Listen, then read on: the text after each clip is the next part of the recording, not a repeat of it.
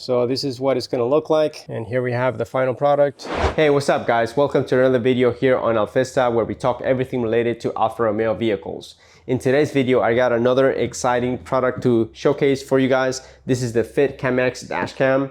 If you've been watching my channel, you notice that I installed a camera on this Alfa Romeo Stelvio here. That was a front-facing camera. This time I'm gonna be installing two cameras, one for the front and one for the rear. I would like to thank FitCamX for sending this product to me so that I can review it and share my feedback with you guys. Be sure to stick around until the end of the video. I will be doing a giveaway for a FitCamX dashcam. Love the channel? Join as a member for bonus videos, early access, shoutouts, and more. Just click the join button. It helps me keep creating and you get cool perks. Thanks. Let's take a look at what we have in the box. So this camera uses a Wi-Fi connection. It does support loop recording, has a G sensor. It has a super wide angle of view. It has a custom design for most cars. It also has a wide dynamic range. This is a 4K camera, and as you guys are going to see later, it has a great video quality. All right, let's have a look at each one of these. So this is gonna be the camera housing, and this is the camera right here. This is what it looks like under it. And this is the camera lens here. Let me just remove this sticker. So as I mentioned earlier, this is custom made for most vehicles. It's gonna look pretty much to whatever you have in the car. This right here is the memory card. So you push that in and the memory card comes out. And this is a 64 gigabyte memory card. And it has some good specs on it. This right here is a backplate that you can use when you're installing the camera. This is part of the rear view mirror. I found that I can use the original backplate, so I don't really need to use this one here, but it's nice that they provide one just in case. Next, we have this wire harness, and this is what we use to connect the camera to the car's wiring. We are also provided with this trim removal tool. This comes in handy when we're trying to remove the overhead console. We also have this USB adapter here so that we can transfer files from the camera into the computer. FitCamX also has a mobile app that you can use to look at files and save files into your phone. But this is also a good way to transfer files quicker into your computer. This right here is the rear camera. So we're gonna be using this wire here that's provided to us to run the camera from the front here, where we're going to connect power to it and run it all the way back to the rear of the car. And this right here is fully adjustable, so you can move it up and down like this to get the right angle. You probably won't be getting this item when you purchase the camera. This is more for content creators such as myself. So it's pretty nice that FitCamX even thinks about that when they're sending this product for us to try it. So basically this is just a phone mount so that we can, mount our phone in case we want to record using our phone. All right, take a look at this housing, guys, and now look at the new one here. They're very similar, all right? So the profile is pretty much the same. So this is what I like about this camera. You can't really tell the difference. It looks very OEM-like. I'm gonna start off by removing this overhead console here. I like to start from this corner here, and I'm gonna be using the provided trim removal tool. So I'm just gonna stick this plastic end here in the end, just wedge it in there. You will need to pull down pretty hard, and just to let you know, all right? Just be careful because there's a piece that goes all around the edge. That it's kind of fragile, so you wanna make sure that you're not just pulling on that piece. You wanna get this tool and wedge it all the way in there, and then pull down hard. Now I'm gonna go to this end here and do the same thing. There's gonna be two wire harnesses here. All you need to do is to push in the tab and then pull this thing out. Same thing with this other one here. This other one is a little bit more tricky, but you just gotta push in that tab and then push it out like that. You can probably use a flathead screwdriver, make your life easier. That's what that looks like there. Up next, I'm gonna remove this backplate that's over here. So just stick this, again, this trim removal tool, push this down like that. Next, we need to pull down this OEM housing. I like to stick my thumbs into this corner right here and then pull down.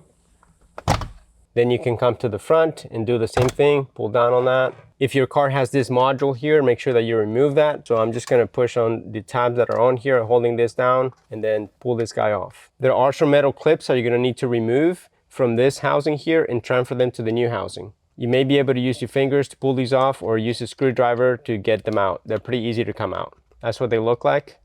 So I went ahead and transferred those to the new housing, as you guys can see right there. So this guy here has 2 wires coming out of it. One of them is gonna go to the rear camera. That's gonna provide power to the rear camera. And it is properly labeled, as you guys can see right there. And the other one is for the front facing camera. This one provides power to it. So we have this other wire harness here that was provided in the kit. Okay, and this one has the connection for the overhead console here, these 2 connections. And right here is for the power supply. This guy right here goes to the front camera, and it's going to be connected just like this. And that's what that looks like there. Then this other one here, we're going to use it for the rear camera. This is the rear camera here. You'll notice that it has this long wire, and in the end it has this connection here. And that's what we're going to hook up into this guy here. So it's going to go like this. And this is what everything looks like once it's connected. All right, so this housing here has 3M tape. So I'm going to go ahead and remove the plastic that's protecting it. And what you're gonna put there is this module right here. Again, your car may or may not have this. If it does, go ahead and take this guy and put it here, okay? There's a little hole on there, so you're gonna line that hole with this circular part right here. All right, I got it lined up. I'm just gonna go ahead and press it down. Once it's done, it should look just like factory. Next, I'm gonna line up this housing here and set it in place. Next, I'm going to take this wire for the front facing camera, and I'm going to go ahead and route it through here so that I can bring it into this area here where this overhead console is. There's a little hole right there that you can stick it through. Next, I'm going to take this wire harness that came with the kit, and I'm going to connect it to the factory wire harness. By the way, this is a very nice quality. It feels and looks just like the OEM one. I think the reason why they provide this one here is so that you don't have to splice any wires here to try to draw power from this original one. So this is nice here. So this is where you get the power for the cameras. Now we're gonna take the overhead console and connect this and this other little one here. Lastly, we're gonna take this power wire here and connect it to the one for the front facing camera. And we're all set. So when you're doing the front facing camera, that's all you're gonna need to do. Let me go ahead and put this back in there.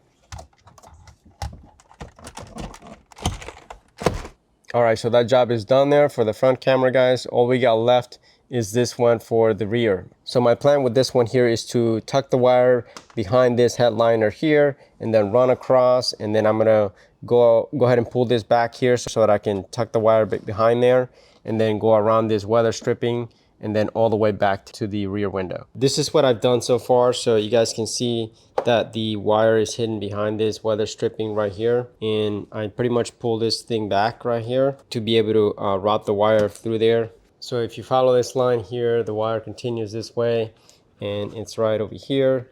When you get to this point here, you got 2 options. You can try to tuck the wire in between this seam right here. I found that to be pretty tight in there. In my case, what I decided to do is to pull this panel back a little bit so that I can get the wire behind this right here. So there's this cap that looks like that, and then you just get a screwdriver in there or a prying tool to get this off. And inside there, you're gonna find a screw. You're gonna need a T30 Torx bit to remove this screw. Once you remove the screw, then you got room here to pull this back, and this is where the wire is right here. So this part is optional. Once you do that, again, you can just run the wire through here. So I got the wire coming down this way, and then when you get to this point, this is what it looks like right there. And then you got some room right here. So I went behind this right here all the way back. Once I got to this point, I got the wire right here, and I just kept running it this way, and this is where I'm at right now. All right, so let me tell you what your options are when you get to this point here. So the kit has this hooks here. It has like 3M tape on it. You put the wire through there and then you can stick it like that. This is what it's gonna look like once the wire's in there. You know, you could stick it there and then mount the camera right here. I don't like exposed wires like this. So what I'm gonna try to do is to go ahead and route the wires through here just like the manufacturer did. All right, so it's gonna be a little bit more work, but you guys know me, I like to do things the right way. That will require that we remove this plastic panel right here. So if you don't feel comfortable removing this tough and routing the wire through here, then just go ahead and do it this way. Okay, this is a lot simpler, a lot easier. So I'm not gonna show you how to do it this way because it's pretty much self-explanatory.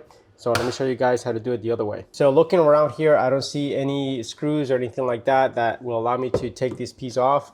I do see that there's a seam right here. So these are like 2 separate pieces, this here and this bottom piece here. So I think the best way to do it would be to start from here. So this latch right here has this protective cover, and behind there you're gonna have these metal clips. All right, you're gonna have to pull hard on this to get this off. Don't be surprised if the clips remain in place when this thing comes off. You're just gonna need to later remove those and reattach them here. These pretty much just slide on here, just like this.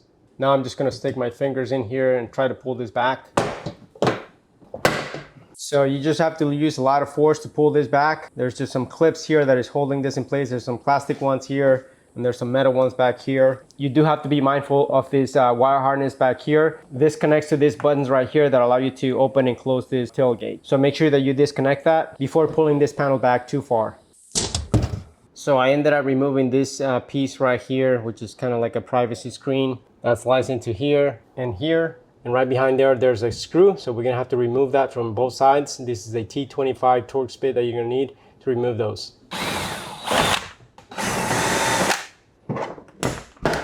All right, this is what this panel looks like. There you see the plastic clips that are holding this in place. This is a metal one here. All right, just showing you guys what you're gonna be encountering. Once that piece is removed, it gives you access to the screws right here. I see one right here and another one right here. It's gonna be the same thing for both sides. And these are also T25, by the way.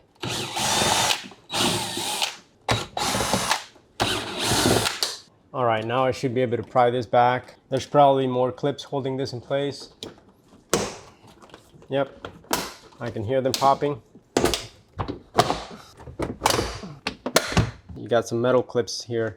Notice that some of them got detached here from the plastic and they're right there. So I'm gonna need to manually remove these so that I can put them in here where they belong. Same thing here with this side ones. So I think it's better to pull away from this frame when you're pulling this out. And this is what I was trying to get access to. All of these wires here are running through this rubber duct. I'm gonna need to pull down on this headliner here, and then I should be able to route this wire through here and then out this way. This is the progress that I made so far, guys. I'm routing the wire through there, all right, through the bottom, coming out here at the top. You're gonna need to detach this from the body of the car, all right? So this is what it looks like. You're gonna just need some, apply enough force to get this to pop out. I use this prying tool to wedge it in there and just pull it out. Be careful though, you don't want to pierce this rubber. Otherwise you may have a water leak later when it starts raining. Now I'm going to route the wire through there and come out this way on this side. This is what I'm doing here. So I used a piece of duct tape and taped that, the wire here to this fiberglass rod. This is a cable pulling rod that I used. This is a kit that I bought a while ago to route wires around my house. But anyway, this is what I'm using it here so that I can pull it through. And that would allow me to get the wire on this side. After a little bit of work there, I did manage to get the wire on the other side here. It's running through there, up this way. This is it right here. So I'm just gonna run it out this way and connect to the camera right here. The rest of this wire here, I'm just gonna tuck it underneath here. So pushing this weather stripping back in there was pretty easy. This one here, on the other hand, is a little bit more challenging. You have this practice piece that it needs to go around, and it's a little bit challenging because there's a very tight space here, and there's just a lip right here that it needs to go around. So I reached through here to push on these tabs to be able to pop this out. And just so you know, even after you pop this side here, the other side is still going to be stuck in there. So I ended up wedging this prying tool in there and kind of twisting it this way to make this thing pop out like this. So I'm ready to mount this rear camera. Just keep in mind that there's an arrow here, so this needs to be pointed up. So when you put it up against the windshield, make sure that it looks like this. And then you can tilt this to get the angle that you want. So there we have it, guys. So this is what it's gonna look like. I got the wires going in there. I tucked them in back there. Now all I gotta do is put the plastic panels back in here, and it's gonna look very nice and professional. Also make sure that you thoroughly clean the glass before attaching the camera. Have a look at how nice this looks now. I would argue that that's a much cleaner look than having the wire just exposed and coming down this way. Don't forget to reconnect the wire harness to these buttons here. So the last thing we got to do here is to put back this back plate. This is pretty easy to do. We're just going to slide it in there. And this just snaps in place. And here we have the final product. Looks very nice. This is a great camera, and it also has a great app. If you guys want an in-depth look at the app, please check out the video linked in the video description as well as the video card above. Even before I worked with FitCamX to create these videos, I had purchased this camera out of my own pocket, and I was really happy with it. You'll notice that the video quality is very sharp. Even though my back window is tinted, the video still looks pretty good.